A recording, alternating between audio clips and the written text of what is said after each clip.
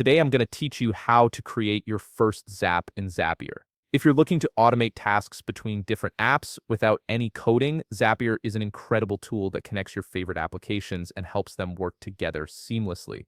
To get started, open your web browser and navigate to Zapier.com. Once you're on the homepage, you'll need to locate and click on the button labeled Zap. This is where all the magic begins, as clicking this will take you into the Zap creation interface where you can start building your automation workflow. The first thing you'll see is the option to select a trigger. The trigger is essentially the event that kicks off your automation, so think of it as the starting point that tells Zapier when to spring into action. Click on Trigger, and you'll be presented with a list of applications to choose from. Browse through the options and select the application you want to use as your trigger source. This could be anything from Gmail to Google Sheets, Slack, or hundreds of other apps, depending on what you're trying to automate. After selecting your trigger application, direct your attention to the right corner of the page where you'll find the option that says Choose an Event. Click on this, and a drop-down menu will appear with various event options specific to the app you selected. Choose the event that matches what you want to trigger your automation. For example, if you chose Gmail, you might select New Email as your trigger event.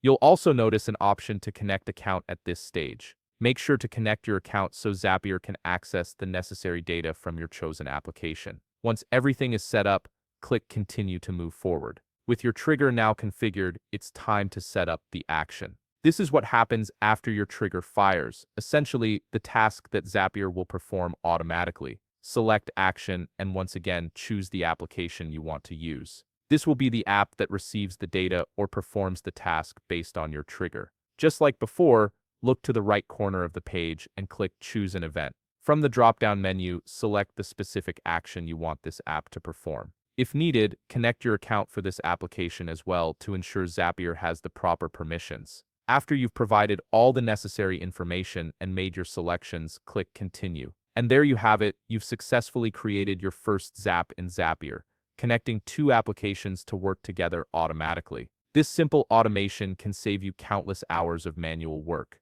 If you found this video helpful, please leave a like, subscribe, and see you in the next video.